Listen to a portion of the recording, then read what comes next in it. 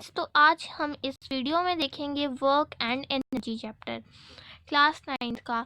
तो हम इसमें डेरिवेशंस नहीं करेंगे, वो मैं आपको अगली वीडियो में समझाऊंगी। तो स्टार्ट करते हैं। ये मैंने नोट से समझा रही हूँ, आप नोट्स के स्क्रीनशॉट भी ले सकते हैं। तो सबसे पहले वर्क क्या होता है। वर्क हम हिंदी में बोलते हैं काम। काम सिंपल लैंग्वेज में हम इसे बोलते हैं काम।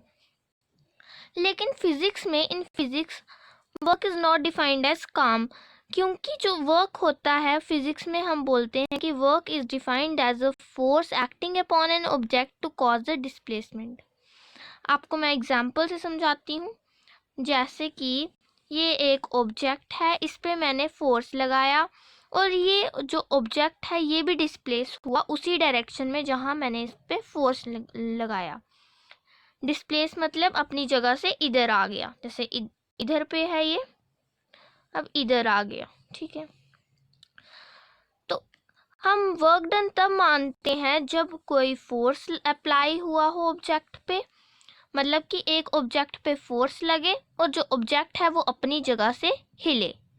ठीक है, तो ये होगी कॉजल डिस्प्लेसमेंट। ठीक है, it is express as the product of force and displacement in the direction of force.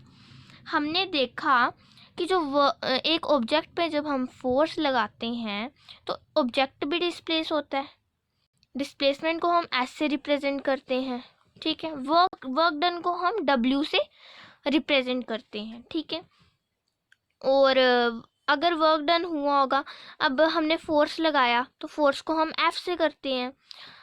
तो दो कंडीशंस होती हैं वर्क डन में, जो कि होती है फोर्स अप्लाई हुआ हो ऑब्जेक्ट में और डिस्प्लेसमेंट कॉज हुई हो। तो वर्क डन का फॉर्मूला क्या होता है, फोर्स इनटू डिस्प्लेसमेंट। फोर्स भी लगा होगा और डिस्प्लेसमेंट भी कॉज हुई है, तो वर्क डन का फॉर्मूला हो गया फोर्स इनटू डिस्प्लेसमेंट। समझे। अब नेक्स्ट आ गया हमारा हियर वर्क। हाँ, तो W से आपका आ रहा है वर्क डन। वर्क डन मतलब काम हुआ है। हम बोलते हैं, जैसे हम पढ़ रहे हैं, हम बोलते हैं हमने बहुत सा काम किया, अब हम और नहीं पढ़ेंगे, हम पूरे दिन भर पढ़ ही रहे थे, ये हमने बहुत काम कर लिया। लेकिन फिजिक्स में वो काम नहीं माना जाता। ठीक है, फिजिक्स में वही काम माना जाता है, वर्क डन वही किया जाता है जब किसी ऑब्जेक्ट में हम फोर्स अप्लाई करें और हमारा ऑब्जेक्ट डिस्प्लेस हो। ठीक है, अब एफ से फोर्स एफ सिंबल से फोर्स बताया हुआ है। एस से मैंने आपको बताया डिस्प्लेसमेंट होता है, डिस्प्लेसमेंट का सिंबल होता है एस। अब नेक्स्ट चीज आ गई, the unit of work is newton metre और जूल। वर्क का जो यूनिट होता है वो होता है न्यूटन मीटर। वो कैसे, मैं आपको बताती हूँ। देखो, हमने पढ़ा work done is equal to force into displacement. ठीक है, हमने ये पढ़ लिया। अब हमें पता है फोर्स का हमारा क्या यूनिट होता है, न्यूटन। हमने पढ़ा हुआ है ये, तो हम एन डाल देंगे। और एस का क्या होता है, डिस्प्लेसमेंट का क्या ऐसा यूनिट है, मीटर, तो एन एम। तो हमारा एन इंटू एम होगा, तो क्या बन गया एन एम। तो वर्क डन का क्या यूनिट है, न्यूटन मीटर, या हम इसे जूल भी लिख सकते हैं। ठीक है, जूल भी है, जूल भी बोल सकते हैं या न्यूटन मीटर भी बोल सकते हैं सिंबल इसका। ठीक है, हाँ। 1 joule is defined as the amount of work done by force of 1 newton when displacement is 1 metre. कह रहे हैं जो 1 जूल है वो 1 न्यूटन के बराबर है और 1 मीटर के बराबर है। ठीक है, ये आपने देख लिया। तो मैं अब नेक्स्ट टॉपिक स्टार्ट करती हूँ। अब हमारा है sign conventions for work done. Sign conventions for work done, हमारी ये कंडीशंस आती हैं वर्क डन कैसे कैसे हो सकता है। ठीक है, ये कंडीशंस आती हैं कुछ, बोल रहे हैं जब when both the force and displacements are in the same direction positive work is done.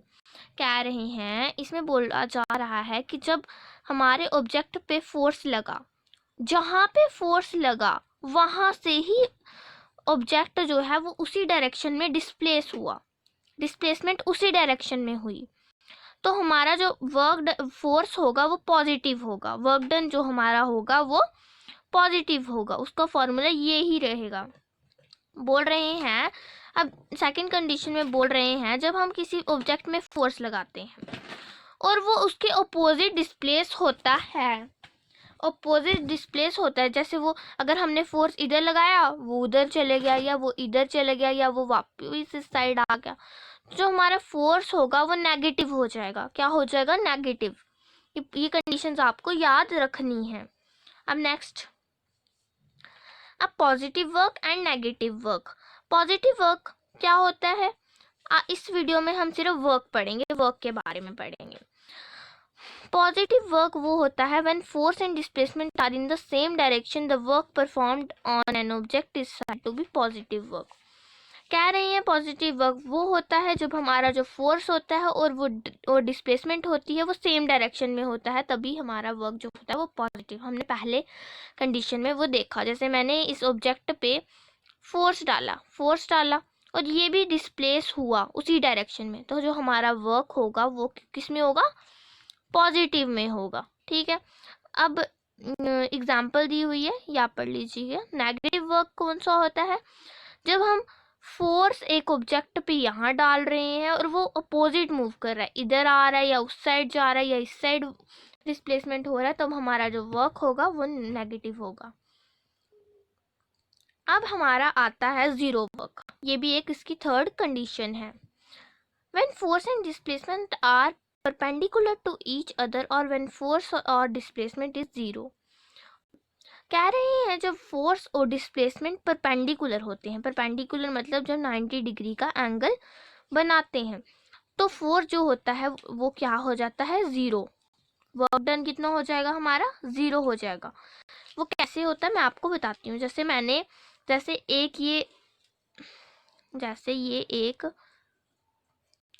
एक लड़के ने अपने सिर के ऊपर क्या लगा, एक कुछ लोड उठाया हुआ है, ठीक है, कुछ उठाया हुआ है और वो उसका जो फोर्स है वो उसके सिर पे पड़ रहा है, मतलब इस साइड पड़ रहा है, सिर के डाउनवर्ड डायरेक्शन में पड़ रहा है सिर पे, और वो मूव कर गया इस साइड। वो यहाँ से एक तो फोर्स पड़ रहा है उसके सिर पे, ये वाला समझे आप, ये वाला फोर्स पड़ रहा है, और वो इस साइड मूव कर गया, तो उसने क्या बना दी? एक परपेंडिकुलर बन गया। तो वर्क डन होगा, अगर परपेंडिकुलर होगा तो वो क्या माना जाता है? वर्क डन जीरो माना जाता है, जीरो। तो हम बोलेंगे कि जो वर्क डन हुआ वो जीरो हुआ। ठीक है, अब नेक्स्ट आ गया हमारा, हम एनर्जी नहीं करेंगे आज, हम एनर्जी दूसरी वीडियो में करेंगे, पर हम necessary conditions for work to be done करेंगे। ठीक है, अब नेसेसरी कंडीशंस मतलब जो कंडीशंस वर्क डन में इम्पॉर्टेंट हैं, टू कंडीशंस हैं जो वर्क को सेटिस्फाइड करने के लिए इम्पॉर्टेंट है। क्या है? Force should act on the object. Force जो है वो फोर्स जो है वो एक ऑब्जेक्ट पे लगेगा तो ही हम बोलेंगे कि कुछ काम हुआ है, वर्क डन हुई है। ठीक है, एक ये कंडीशन से इम्पॉर्टेंट है, and object must be displace, और जो ऑब्जेक्ट है वो भी डिस्प्लेस्ड होना चाहिए। जैसे मैं आपको एग्जांपल फिर से बता देती हूँ, ये मैंने आपको पहले भी बताया, ये आपका एक ऑब्जेक्ट आ गया, इस पे आपने एक फोर्स लगाया, फोर्स लगा होना चाहिए और जो ऑब्जेक्ट है वो भी डिस्प्लेस होना चाहिए, वो भी इधर से आगे उसी डायरेक्शन में जाना चाहिए, फोर्स वाली में।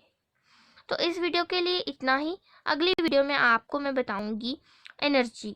ठीक है, तो thank you and have a nice day.